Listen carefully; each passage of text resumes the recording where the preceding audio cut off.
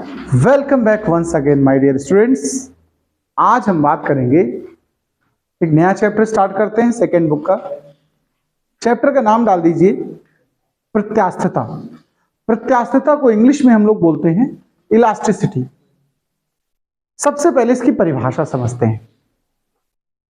जैसे परिभाषा से भी पहले एक बात जान लो, इसमें इंग्लिश शब्द लगा इलास्टिसिटी यानी इलास्टिक। अब मैं एक क्वेश्चन करता हूं आपसे, एक रबड़ की बॉल है और एक स्टील की बॉल है, लोहे की यानी। बताओ कौन ज्यादा इलास्टिक होगा? आप गैस करो अपना। ठीक है, आपने गैस कर लिया।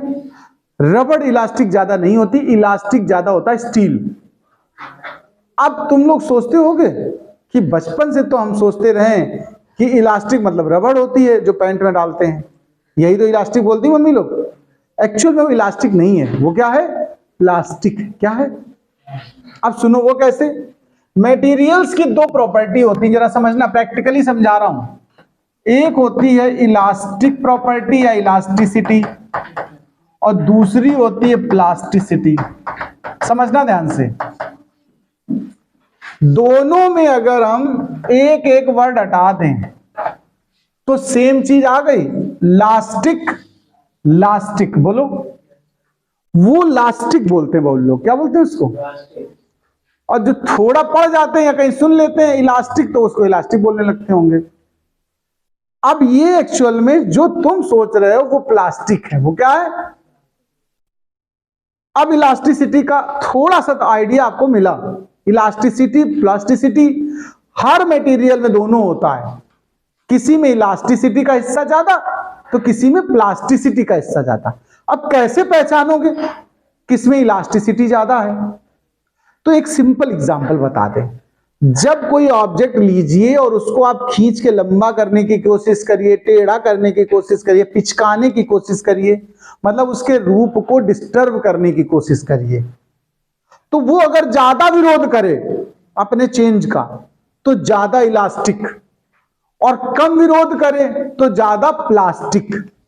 अब बताओ स्टील का तार आसानी से खींचेगा या रबड़ का? खींचना हो तो कौन आसानी से लंबा हो जाएगा खींच के? रबड़ का। विरोध कौन ज्यादा कर रहा है इसका मतलब खींचने का? स्टील। स्टील ज्यादा विरोध कर रही है। स्टील की गेंद आसानी से पिचक जाएगी कि रबड़ की? दबा के पिचका लोगे स्टील की गेंद? रबड़ की। स्टील का गिलास है, लोटा पिचका दोगे तुम आसानी से, रबड़ का पिचका दोगे। यानी विरोध कौन ज्यादा कर रहा है?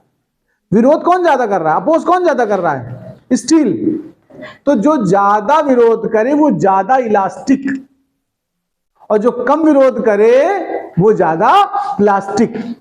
समझ गए? तो स्टील ज्यादा इलास्टिक है और रबड़ ज्यादा प्लास्टिक है। क्लियर बात? तो अब आती है प्रत्यास्थता की परिभाषा। कॉन्सेप्ट बताया अभी, परिभाषा सुनिए ध्यान से फिर लिखना। हम कहेंगे प्रत्यास्थता किसी पदार्थ का वह गुण है जिसके द्वारा वस्तु अपनी आकृति और आकार के परिवर्तन का विरोध करती है, और अगर उस पर लगाया गया विरूपक बल, यानी जो उसको पिचका रहा है उस बल को क्या बोलते हैं? विरूपक, जो रूप खराब करे। अगर उस पर लगाया गया विरूपक बल हटा लिया जाए तो वस्तु अपनी पुरानी अवस्था को प्राप्त कर लेती है, जैसी थी फिर से वैसी ही हो जाती है। इस गुण को क्या बोलते हैं? प्रत्यास्थता। ज्यादा समझना तो सिर्फ इतना समझो, दो चीजें लो और उनकी तुलना करनी हो, कौन ज्यादा इलास्टिक है यानी प्रत्यास्थ है। तो जो ज्यादा विरोध करे, जो आसानी से ना टेढ़ी मेढ़ी हो, ना पिच के पिचकाए, वो ज्यादा प्रत्यास्थ है। और जो आसानी से पिचक जाए, लंबा हो जाए, टेढ़ा हो जाए, वो कम प्रत्यास्थ। ठीक है, तो चलो मैं परिभाषा लिखता हूं। लिखिए, प्रत्यास्थता। देखो प्रत्यास्थता होता है, ज्यादातर लोग तुम्हें प्रत्यास्था लिख के मिलेंगे। क्या लिखें? प्रत्यास्थता होता है जो शब्द सही है, फिर जो लिख दोगे फिजिक्स में चल जाएगा। प्रत्यास्थता किसी पदार्थ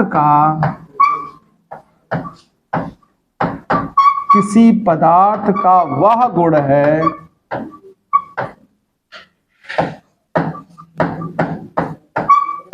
जिसके द्वारा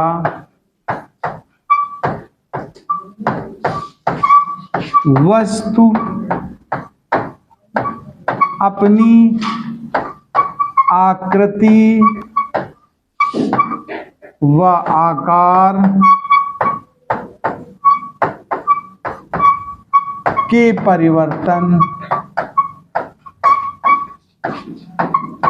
परिवर्तन का विरोध करती है तथा विरूपक बल हटाने पर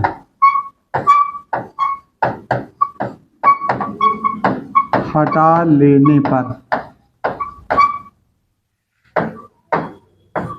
अपनी पुरानी स्थिति प्राप्त कर लेती है। पुरानी कह दो या प्रारंभिक कह दो, पुरानी का मतलब प्रारंभिक स्थिति में आ जाती है।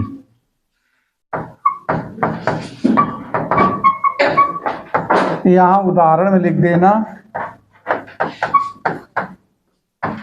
स्टील रबर की तुलना में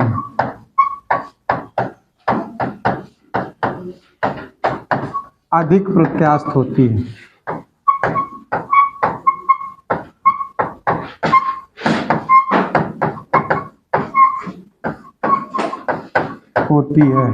चलो इसको नोट कर लो।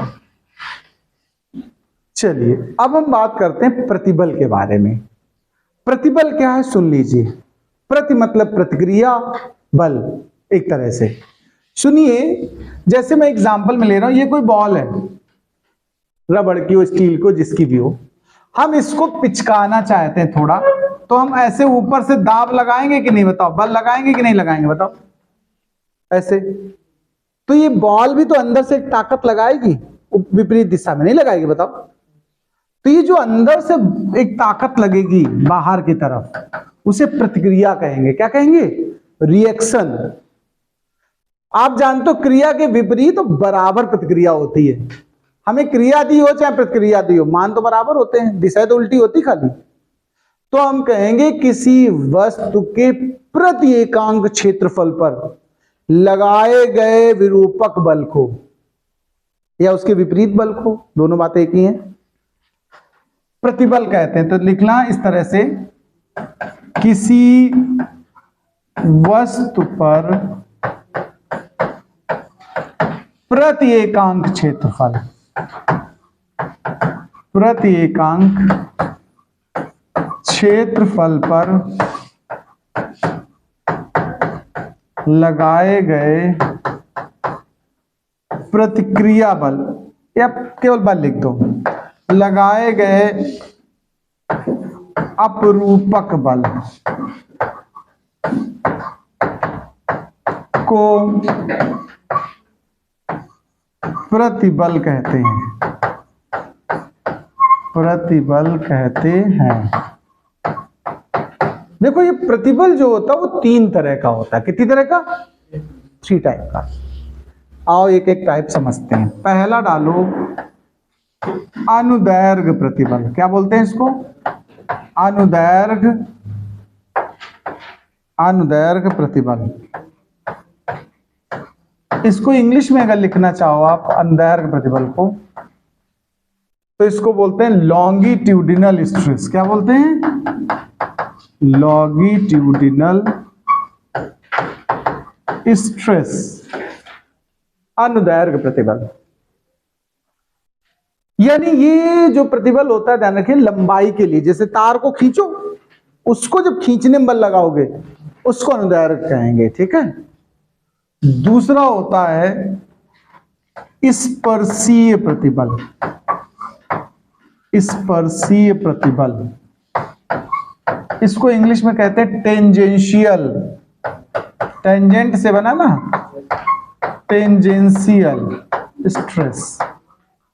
यानी जैसे बोतल की ढक्कन खोलो तो जो बल लगेगा वो देखो स्पर्श रेखा पे लगेगा कि नहीं लगेगा? उसको प्रति एकांक क्षेत्रफल पे निकालोगे तो ये बनेगा। तीसरा देखो, अभिलंब प्रतिबल। क्या? अभिलंब यानी जो लंबवत लगे, अभिलंब प्रतिबल। इंग्लिश में कहते हैं नॉर्मल स्ट्रेस। क्या कहते हैं? जो प्रेशर होता है, दाब, वो यही होता है। अभिलंब प्रतिबल ही दाब होता है, चाहे आप अथवा करके दाब लिख लो। दाब भी तो बल बटे क्षेत्रफल होता है कि नहीं होता, बताओ? तो ये वही है, दाब ही वास्तव में अभिलंब प्रतिबल है। देखो प्रतिबल जो है, अब इसका मात्रक देखते हैं हम लोग। क्या निकालते हैं? अगर प्रतिबल का मात्रक पूछा जाए तो बल बटे क्षेत्रफल है कि नहीं, बताओ सूत्र? तो न्यूटन बटे मीटर स्क्वायर हुआ कि नहीं हुआ, बताओ? विमा निकाल लो इसकी, चलो विमी सूत्र। जब आप विमी सूत्र निकालोगे, न्यूटन का क्या होता है? mLT माइनस 2, और मीटर स्क्वायर का L2, एक L cancel, mL inverse T minus 2। ये जो प्रतिबल होता है ना सदिश है ना अदिश है, फिर क्या है? जो राशि सदिश और अदिश नहीं होती है उसको टेंसर कहते हैं। क्या कहते हैं? तो लिख दो, यह एक टेंसर राशि है।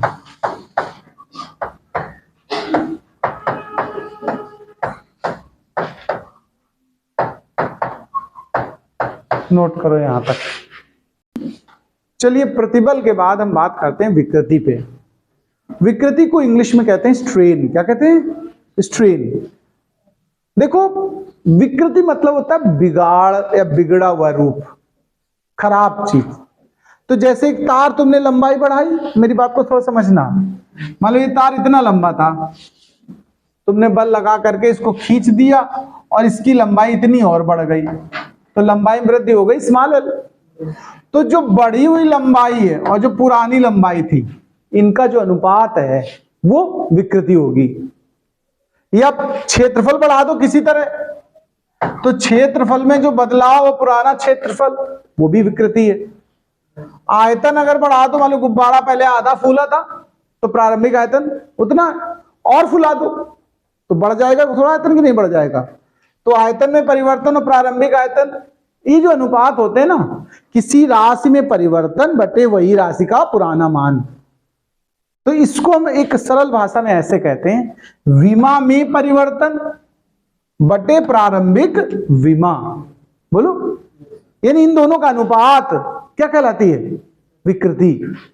तो चलिए परिभाषा लिखिए, विमा में परिवर्तन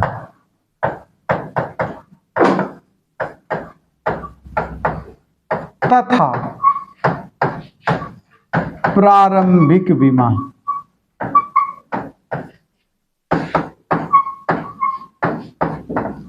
के अनुपात को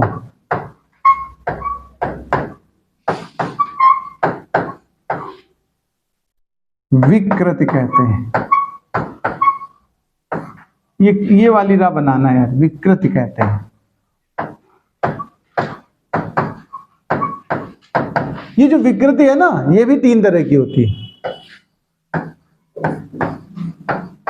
3 प्रकार की होती है।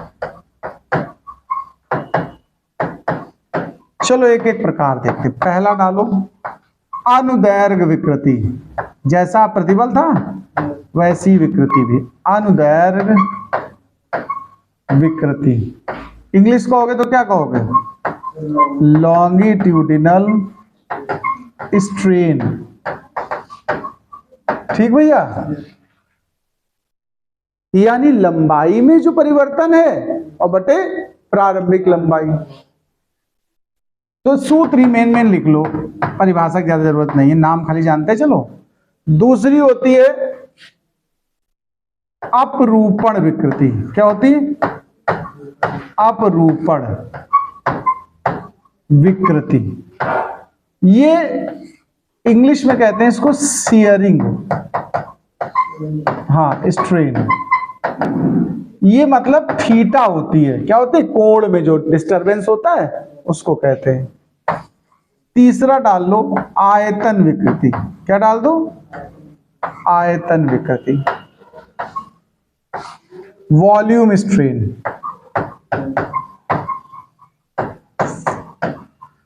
ये जो बनेगी तो आयतन में परिवर्तन बटे प्रारंभिक आयतन बनेगी, ठीक है। ये जो है वो विमाहीन राशि है। कैसी है ये? विकृति विमाहीन राशि है। मात्रक तो वही नहीं, विमा भी नहीं है, मात्रकहीन व विमाहीन राशि है।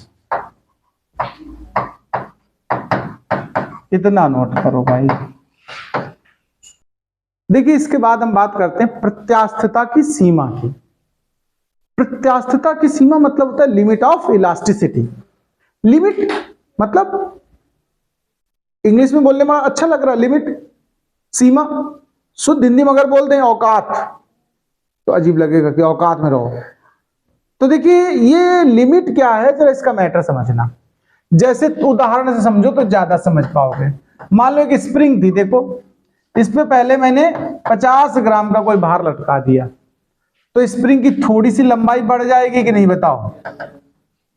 लेकिन जब इस भार को हटाओगे तो स्प्रिंग देखो पुरानी अवस्था में वापस पहुंच जाएगी। यही प्रत्यास्थता है कि भार हटा दे वापस भी पहुंच जाए। फिर तुमने इसका वजन थोड़ा और बढ़ा दिया, अभी 50 लटकाया था, अब की बार 100 लटका दो, थोड़ी और लंबाई खींचेगी कि नहीं बताओ। लेकिन फिर हटाओ तो फिर ये वापस पहुंच जाए अपनी अवस्था में। फिर 150 का वजन लटका दो, फिर और ज्यादा खिंचाव होगा। धीरे धीरे वजन बढ़ाते जाओगे तो आप देखो कि खिंचाव बढ़ता जाएगा।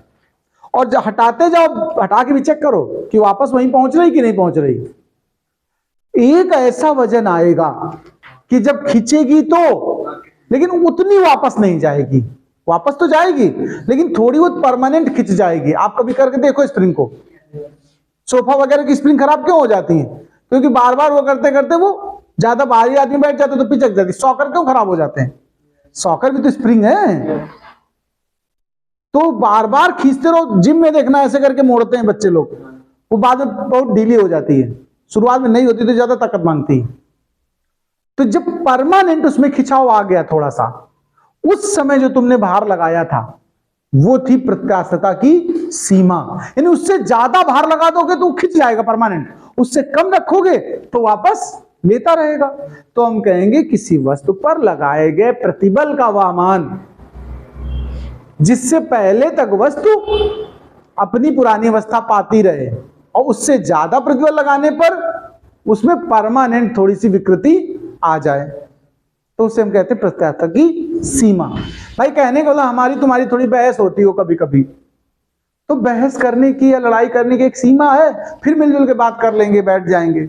लेकिन जब एक लिमिट से ज्यादा बोल जाओगे तो मनमुटाव हो जाएगा परमानेंट, फिर वो बात नहीं आएगी। इसी पे तो रहीमदास ने प्रत्यास्थता पे एक दोहा लिखा है। रहीमदास जी ने प्रत्यास्थता पे एक दोहा लिखा। वो सोचा है रहीमों प्रत्यास्थता पढ़ा गए क्या? रहीमन धागा प्रेम का मत तोड़ो चटकाए, टूटे फिर ना जुड़े, जुड़े गांठ पड़ जाए। यानी परमानेंट थोड़ा डिस्टरबेंस हो जाएगा फिर। तो प्रत्यास्थता तो हो गई, सीमा पर लिख गए एक तरह से। तो आप लिखिए जरा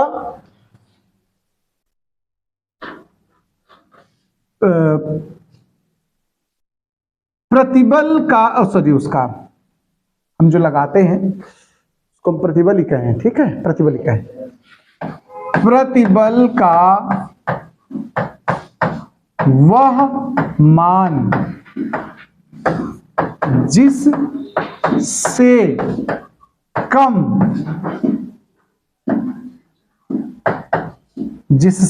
कम मान पर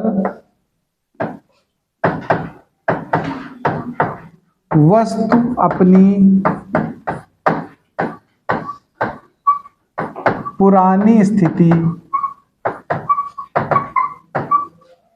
प्राप्त कर ले, किंतु उससे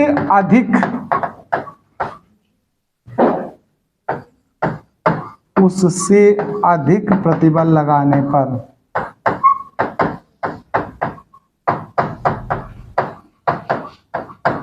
वस्तु में सदैव के लिए विकृति आ जाए,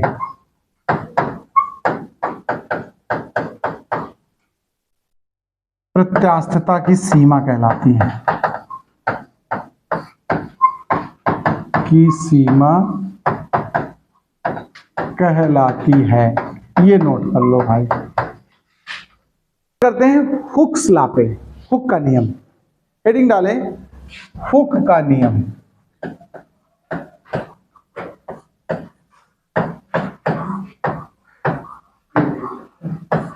हुक्स लॉ ये क्या है, अब इस पे बात करते हैं। हुक एक वैज्ञानिक का नाम है। इन्होंने कहा था कि अगर हम प्रत्यास्थता की सीमा के भीतर बाहर लगाएं, उससे ज्यादा न लगा दें, मतलब जो बाहर लटका रहे हो या यूज कर रहे हो ताकत, वो प्रत्यास्थता की सीमा को पार ना करे, उसके अंदर ही रहे। हर स्प्रिंग का अपना अपना कॉन्सेप्ट। पतली स्प्रिंग है, जरा से बाहर से खिंच जाएगी, मोटी है वो ज्यादा बाहर से जाएगी। तो कहने का मतलब है प्रत्यास्थता की सीमा के भीतर अगर प्रैक्टिकल किया जाए तो ये पाया जाता है कि जो प्रतिबल है वो विकृति के समानुपाती होता है। किसके? विकृति के समानुपाती। यानी जैसे जैसे आप प्रतिबल बढ़ाओगे वैसे वैसे विकृति बढ़ती जाएगी लगातार। समानुपाती हटाते हैं तो एक चिन्ह आता है कि नहीं आता है? बताओ, एक कांस्टेंट आता है कि नहीं आता है? यहां पर हम लोग कांस्टेंट ई लगा देते हैं। क्या लगा देते हैं? हाँ, तो यहां से एक सूत्र बना, ई बराबर प्रतिबल बटे विकृति। ये जो सूत्र बना यही हुक का नियम है, चाहे ये भी हुक का नियम कह सकते हो। यहां ई जो है, ध्यान रखना, ये क्या है? ई, इसको बोलते हैं प्रत्यास्थता गुणांक। क्या बोलते हैं? हाँ, याद रखना इसका नाम। तो पहले इसकी परिभाषा लिखते हैं हुक के नियम की। तो इसमें कहेंगे इस नियम के अनुसार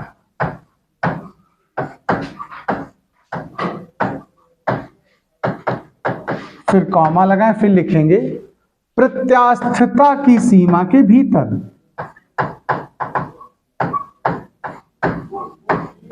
की सीमा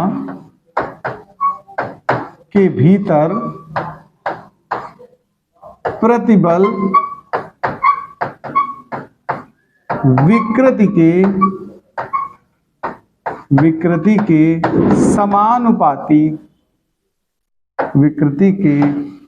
समानुपाती होता है। अर्थात अब आप ये सब पूरा इतना नोट कर लो। चलो, ये ई जो है वो प्रत्यास्थता गुणांक है। इसके भी 3 कैटेगरी होते हैं। कितने होते हैं? अब वो कैटेगरी जानने से पहले चलो इसकी यूनिट बनाते हैं। मात्रक। इसका अच्छा बताओ, मात्रक क्या होगा जरा देखो। प्रतिबल का क्या होता है? न्यूटन बटे मीटर स्क्वायर। और विकृति का क्या होता है? होता ही नहीं। विकृति तो विमाहीन मात्रकहीन है, तो ऐसे बन। तो देखो ई यानी प्रत्यास्थता गुणांक, अगर तुमसे मात्रक पूछे तो क्या लिखोगे? न्यूटन प्रति मीटर स्क्वायर। अब देखो प्रत्यास्थता गुणांक की विमा बना लेते हैं। तो विमा भी वही होगी, देखो क्या होगी? MLT माइनस 2/L2 होगी, कैंसिल कर दो। ML inverse T minus 2, note करो फटाक से। देखो ये जो प्रत्यास्थता गुणांक है 3 प्रकार का होता है। कितने प्रकार का? प्रत्यास्थता गुणांक 3 प्रकार का है। आओ इनके नाम समझते हैं। पहला नंबर, ये 3 प्रकार का क्यों है समझ लेना। देखो प्रतिबल 3 तरह का था, विकृति 3 तरह की है। एक एक प्रतिबल उठाते जाओ और एक एक विकृति लेते जाओ, अनुपात करते जाओ, ये बनता आएगा। देखो प्रतिबल बटे विकृति तो है। तो पहला नाम डाल दो इसका यंग प्रत्यास्थता गुणांक।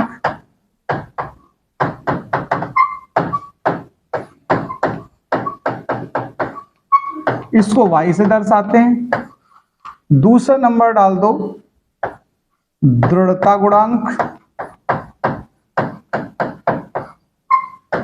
इसको ईटा से दर्शाते हैं। तीसरा डाल दो आयतन प्रत्यास्थता गुणांक, आयतनात्मक भी कह सकते हो, आयतनात्मक प्रत्यास्थता गुणांक। इसको बी से और कुछ किताबों में के से दर्शाया गया है। ये नाम लिख लो, इसके बाद अगले दिन पढ़ाते हैं।